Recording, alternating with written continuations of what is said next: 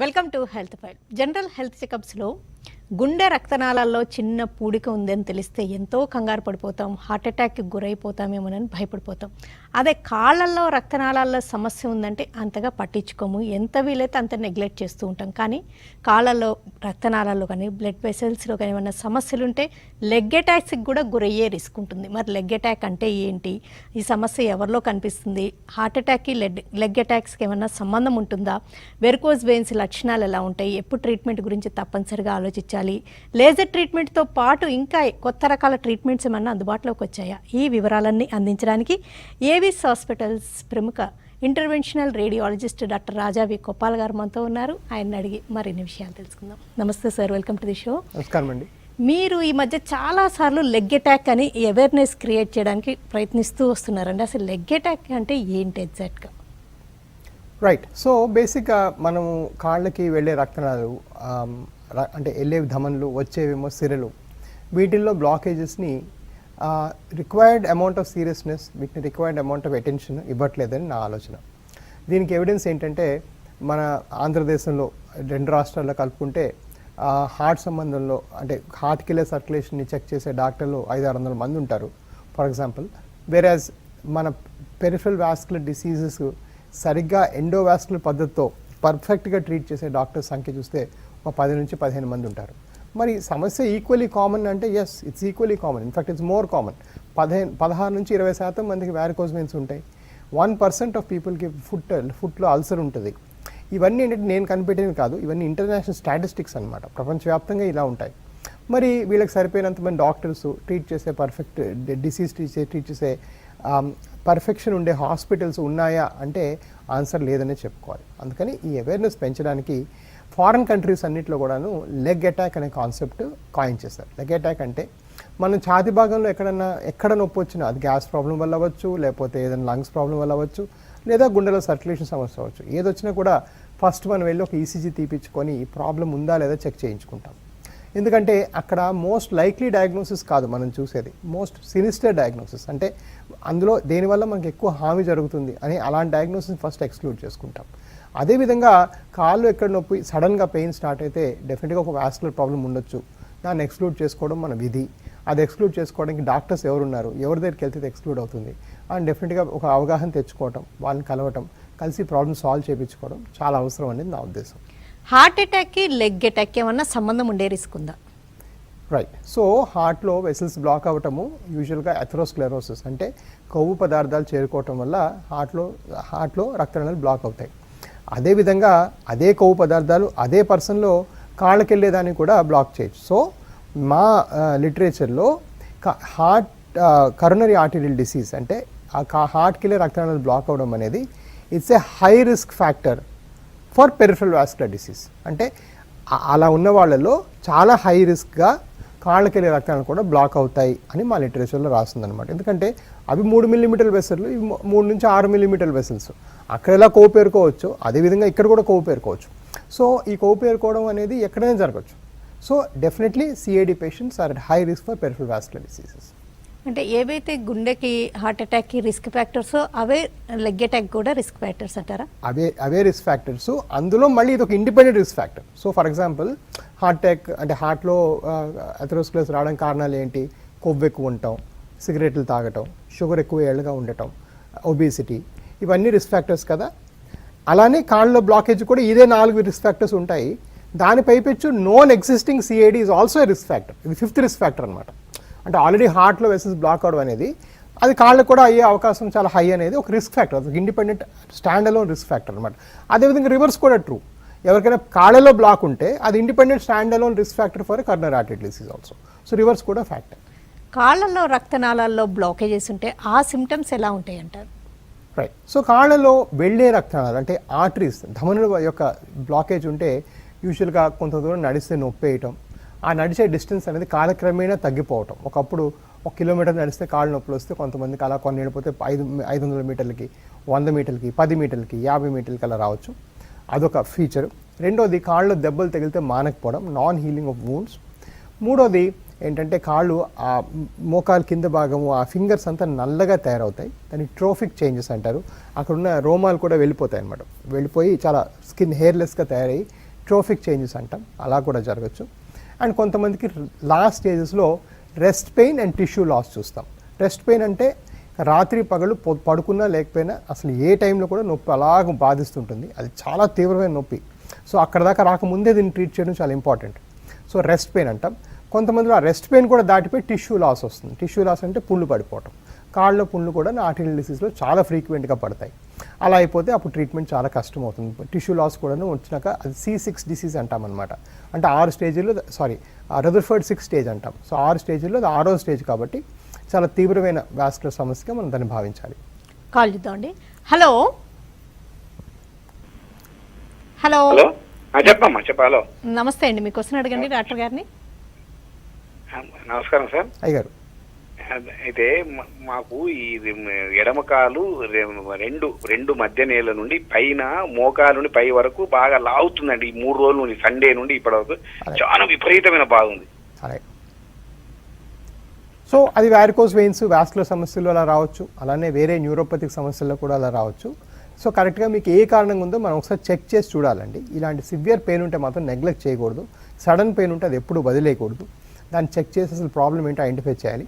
మీరు ఆ కింద ఇచ్చిన నెంబర్కి కాల్ చేసి రండి. మా దగ్గర ఇనీషియల్ స్క్రీనింగ్ ఎగ్జామ్ ఏదైతే వారికోస్ వెయిన్స్ ఉన్నాయా లేదా, వీనస్ సమస్యలు సిరల్ సమస్యలు ఉన్నాయా లేదా అని చెక్ చేసే డాప్లర్ పరీక్ష మా దగ్గర ఫ్రీగానే చేస్తాం.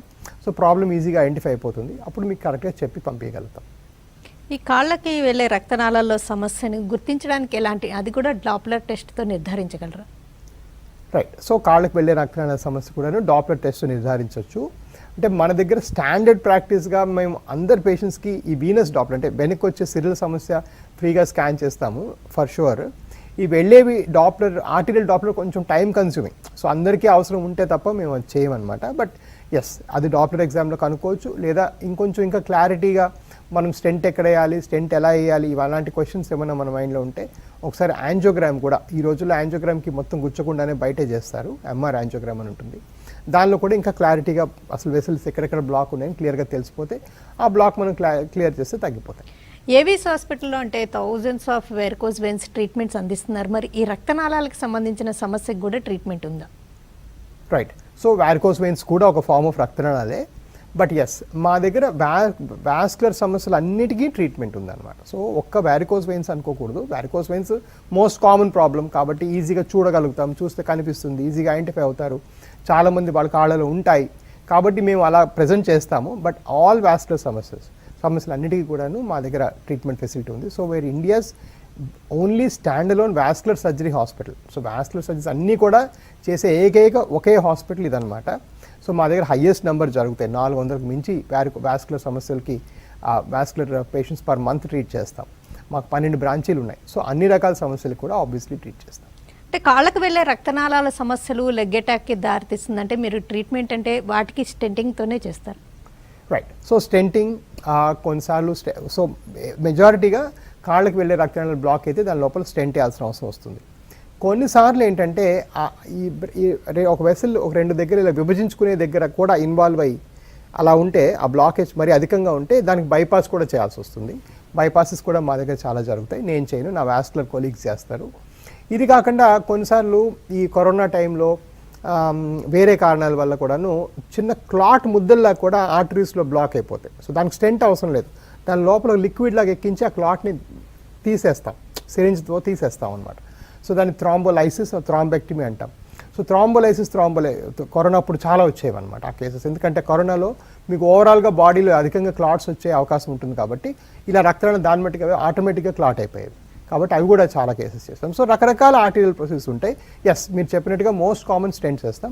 కొన్నిసార్లు ఓన్లీ బెలూన్తో చేస్తాం, స్టెంట్ కూడా వేయాల్సిన అవసరం లేదు. కొంతమందికి ఏమో నాకు చెప్పిన క్లాట్ తీస్తాం, కొంతమందికి బైపాసెస్ కూడా చేస్తాం. ఒక కాల్ చేద్దామండి. హలో. నమస్తే మేడం. నమస్తే అండి, చెప్పండి. డాక్టర్ గారితో మాట్లాడుతున్నా మేడం. వింటున్నారండి, మీకు క్వశ్చన్ అడగండి. మేడం మా అమ్మ కాళ్ళు 2 బాగా వాపుకుంటాయి మేడం, పై నుంచి థైస్ కాడి నుంచి.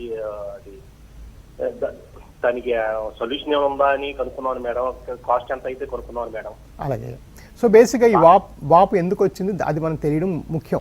ఈ వాపు అసలు ఎందువల్ల వచ్చింది, అది ఏం చేస్తే తగ్గుతుందని తెలియడం చాలా ముఖ్యం. ఫర్ ఎగ్జాంపుల్ ఏదో కిడ్నీ సమస్యలు, హార్ట్ సమస్యల వల్ల అనుకోండి, అది సింపుల్ మందుల ద్వారా బాగైపోతుంది, దాని కాస్ట్ ఏం పడదు, జస్ట్ మందులు ఇచ్చి పంపించడం జరుగుతుంది.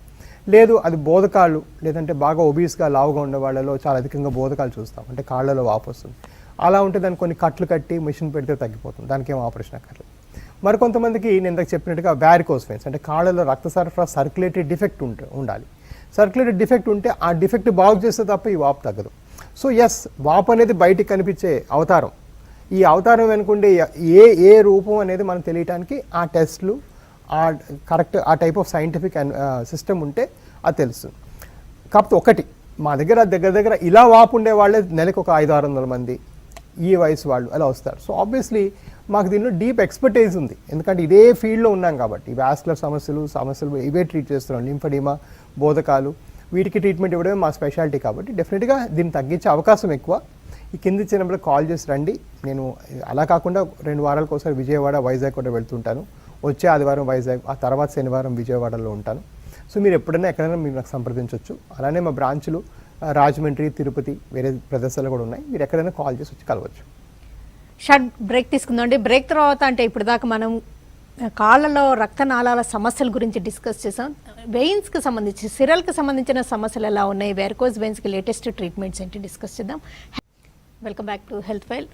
Avis hospitals senior interventional radiologist doctor Raja V Koppala గారితో వెరికోజ్ వెయిన్స్ ట్రీట్మెంట్స్లో వచ్చిన ఆధునికతలు వివరాలు తెలుసుకుంటున్నాం. వెరికోజ్ వెయిన్స్ సమస్య లక్షణాలు అంటే మీరు చెప్పినట్టుగా అందరిలో అలా కనిపించచ్చా, ఎలా ఉంటాయి, ఎలా పొరబడే అవకాశం ఉందంటారు? రైట్. సో కొంతమందికి ఏంటంటే మనం టీవీ షోలో చూపించినట్టుగా చాలా ఆబ్వియస్గా బయటికి వెయిన్స్ కనిపించి క్లియర్గా కనిపించవచ్చు. కానీ చాలా మందిలో అలా కనబడకుండా కూడాను ఆ లోపల నొప్పి, బాధ, కాలు ఆటోమేటిక్గా నల్లబడటం, కాలు వాచటం, కూర్చుంటే లేచి నిలబడితే చాలాసేపు నడవలేకపోవడం, కాలు ఈడుస్తూ నడవటం, పొద్దున్నుంచి సాయంకాలం పని చేసుకున్నాక సాయంకాలం పడుకునే ముందు బాగా నొప్పులు వేయటం, ఇవన్నీ కూడాను వారికోస్ వెయిన్స్ లక్షణాలు. చాలామందికి స్పాంటేనియస్గా బ్లీడ్ అవుతాయి, అంటే దాని మీద రప్చర్ అయిపోయి బర్స్ట్ అయ్యి రక్తం ఎక్కువ కారటం. కొంతమందికి దెబ్బలు తగిలితే మానవ అని చెప్తుంటారు. కొన్ని నెలల తరబడి చిన్న సైలెన్సర్ కిక్ రాడో ఇలాంటి చిన్న ఇన్సిడెంట్ జరిగితే అది కొన్ని నెలల తరబడి మానకుండా బాగా బాధించడం, ఇట్లాంటి సర్కమ్స్టాన్సెస్ కూడా మనం చూసాం. బట్ ఇవన్నీ కూడా ఏంటంటే ఇది ఒక పర్సన్కి అన్ని ఇలా స్టేజుల ప్రకారం అన్నీ ఉండాలని రూల్ లేదు. సో నేనేం చెప్తా అంటే కాల్లో ఎటువంటి డిస్కంఫర్ట్ ఉన్నా, కాల్లో ఎటువంటి అన్ఎక్స్ప్లెయిన్ సిమ్టమ్స్ ఉన్నా, కాల్లో ఈ వెయిన్స్ కనబడుతున్నా, బాగా రెడ్గా బ్లాక్గా కలర్ మారినట్టున్నా, మీరు తక్షణమే ఒక వాస్కులర్ కన్సల్టేషన్ తీసుకోవాలి. అలా తీసుకున్నప్పుడు ఏమవుతుందంటే ప్రాబ్లం ఉందా లేదా ఐడెంటిఫై చేయాలి. అది చేయడానికి ఫర్ ఎగ్జాంపుల్ మా దగ్గర ఈ ఫ్రీ స్కాన్ ఎందుకు వ్యవస్థ పెట్టామంటే ప్రతి వాళ్ళకి ఇలా స్కాన్ చేస్తేనే తెలుస్తుంది, ఇంకెలా తెలుస్తుంది. కాబట్టి నిల్చునే పొజిషన్లో ఈ నిలబడి స్కానింగ్ చేసుకుంటే క్లియర్గా ప్రాబ్లం ఉందనేది తెలిసిపోతుంది. బట్ ఇది ఎర్లీగా ఐడెంటిఫై చేయడం, ఎర్లీగా పికప్ చేయడం, ఎర్లీగా సాల్వ్ చేయడం అనేది చాలా అవసరం. అలా చేసుకుంటేనే ఈ లాంగ్ టర్మ్ కాంప్లికేషన్స్ని మనం ప్రివెంట్ చేసిన వాళ్ళం అవుతాం. సురేష్ గారు కాల్. సురేష్ గారు హలో. మేడం. సురేష్ గారు నమస్తే, చెప్పండి. మేడం, నాకు కాలు సర్క్యులేషన్, బ్లడ్ సర్క్యులేషన్ వచ్చేసి కిందికి వచ్చేసరికి బ్లాక్ అవుతుంది. అలాగే ఆల్రెడీ అంటే కాలు మణికట్టుకు వచ్చేసరికి ఆల్రెడీ మొత్తం బ్లడ్ సర్క్యులేషన్ అక్కడికి బ్లాక్ అయిపోయింది. అలాగే కిందికి వచ్చేసరికి ఆల్రెడీ మళ్ళీ పైకి మూవ్ కావాలంటే మూవ్ అవుతలేదు. బ్లడ్ సర్క్యులేషన్ అవును మూవ్ కాకుండా అక్కడ పాదం మీద పుండ్లు అవుతున్నాయి. అవును. సో మీరు చెప్పినట్టుగా ఇది మీరు చెప్పినవన్నీ 100% పాళ్ళు వారికోస్ వెయిన్స్ లక్షణాలు. సో కాళ్ళ నుంచి రక్తం ధమనుల ద్వారా వస్తుంది, ఈ సిరల ద్వారా పైకి వెళ్ళాలి. ఈ పైకి వెళ్ళే మార్గంలో మీకు కొన్ని వాల్వులు ఉంటాయి, ఆ వాల్వులు ఫెయిల్ అయిపోయినాయి. ఆ వాల్వులు ఫెయిల్ అయిపోవడం వల్ల బ్లడ్ అంతా ఒక దగ్గర అక్యూములేట్ అయిపోయి కాళ్ళు ఉండిపోయింది. కాళ్ళు అట్లా బ్లడ్ ఉండిపోవడం వల్ల లోపల ప్రెషర్ పెరిగి ఆటోమేటిక్గా పుండ్లు అయిపోవడము, చిన్న దెబ్బ తగిలితే మానకపోవడము, చిన్న దెబ్బ తగిలితే ఇట్లా ధారాళంగా రక్తం కారడము, ఇట్లాంటి కాంప్లికేషన్స్కి దారితీస్తుంది. సో మీకు డెఫినెట్గా వారికోస్ వెయిన్స్ ఉన్నాయి, ఇది కంప్లీట్గా నయం చేయొచ్చు. మీకు ఆ వారికోస్ వెయిన్స్ ఏవైతే వాల్వులు ఫెయిల్ అయిపోయి కొన్ని రక్తనాళాలు ఉన్నాయో దానికి లేజర్ ఆపరేషన్ చేస్తే ఇవి పూర్తిగా తగ్గిపోయి మళ్ళీ రక్తం నార్మల్గా ఫ్లో అవడం స్టార్ట్ అవుతుంది. సో మీరు కింద ఇచ్చిన నెంబర్కి కాల్ చేసి రండి, పూర్తిగా తగ్గించి పంపించవచ్చు. వీరన్న గారు కాల్. వీరన్న గారు మేడం నమస్తే, చెప్పండి. మేడం అది సెల్యూన్ షాప్ మేడం, ఖమ్మం. అట్లానే అయితే మేడం అది కాళ్ళవాపులు ఈ నరాలు బాగా ఉబ్బినాయి మేడం, బ్యాక్ సైడ్. నాకు 35 ఏజ్ ఉంటుంది మేడం. అవును. అయితే అది మరి వర్క్ చేయడం వల్ల వచ్చిందా లేకపోతే ఎలా వచ్చిందో అర్థం కావట్లేదు సార్. 24 ఎక్కువగా సేపు నిలబడే ఉంటుంది సార్. అవును, ఇది వర్క్ చేయడం వల్ల వచ్చిన వ్యాధి కాదండి.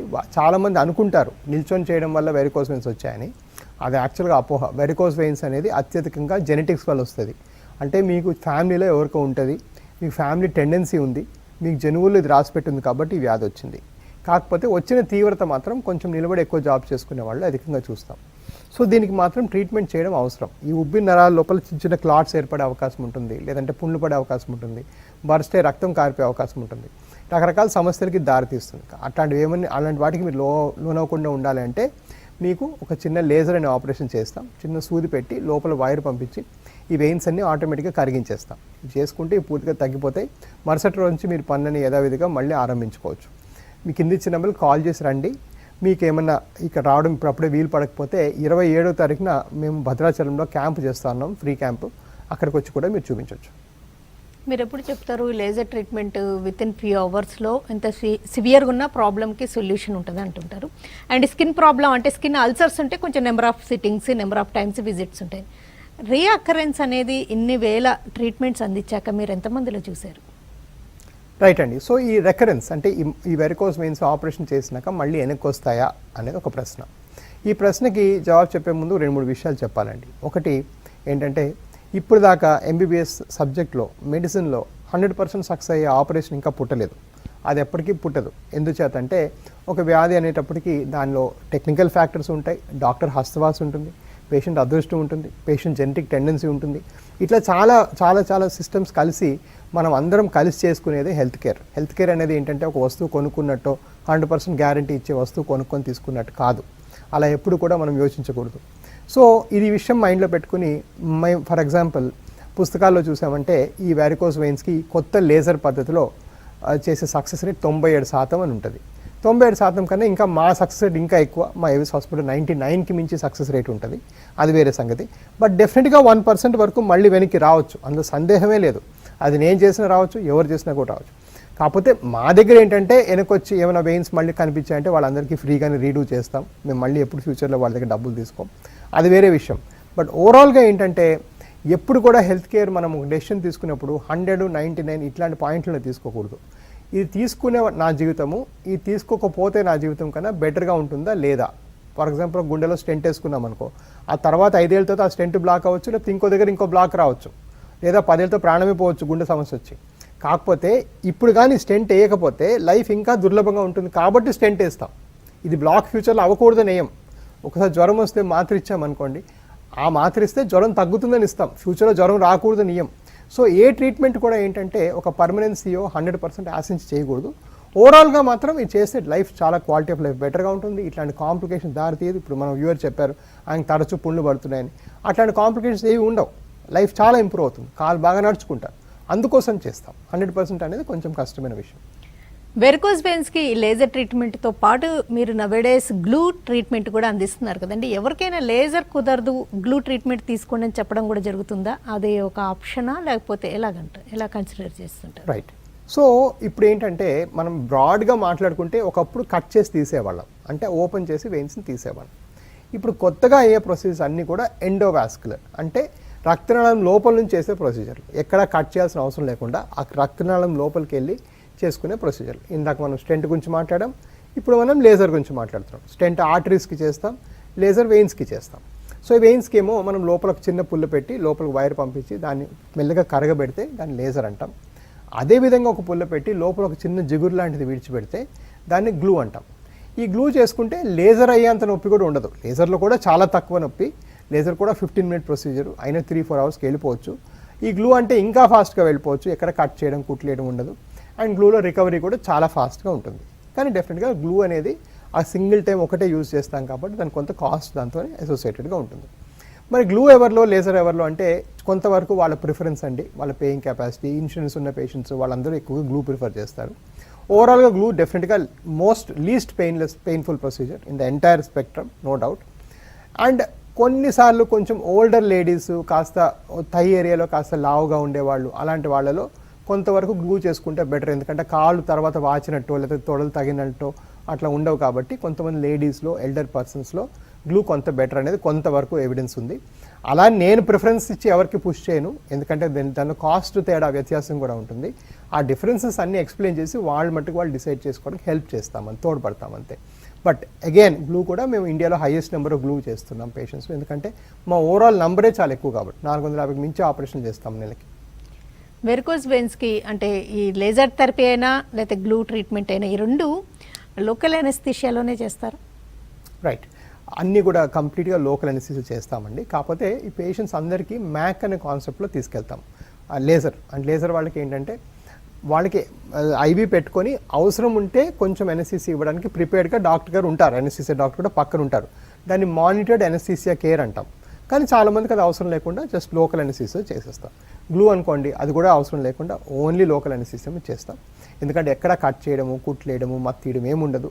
ఇంజెక్షన్స్ కూడా ఒక ఇంజెక్షన్తో అయిపోతుంది గ్లూ, సో ఒక చిన్న నీడిల్తో అయిపోతుంది. సో మీకు పెద్దగా దాని తేడా కూడా తెలియదు కాబట్టి లోకల్ ఎనస్థీసియా చేస్తాం. అంటే ఇంత కంఫర్టబుల్గా ఉన్నప్పుడు అందరూ గ్లూ ట్రీట్మెంటే ప్రిఫర్ చేస్తారు కదా, అంత కాస్ట్ వేరియన్స్ ఉంటుందంటారా? రైట్, సో కొంతవరకు ఏంటంటే అదృష్టవశాత్ అనుకోండి, దురదృష్టవశాత్ అనుకోండి, గవర్నమెంట్ ఇట్లాంటి కెమికల్స్, ఇట్లాంటి లైఫ్ సేవింగ్ డ్రగ్స్ వేటి కూడా GST exemptions, customs duty exemptions అవేమి ఇవ్వట్లేదు ఇప్పుడు కరెంట్లీ. సో నేను వాడే గ్లూ, నేను ఒకటి ఏంటంటే నా లైఫ్లో రూల్ ఏంటంటే కాస్ట్ ఎక్కువన్నా తక్కువన్నా అమెరికాలో మీకు ఏ ట్రీట్మెంట్ పొందుతారో ఎగ్జాక్ట్లీ అదే నేను తెచ్చిస్తాను.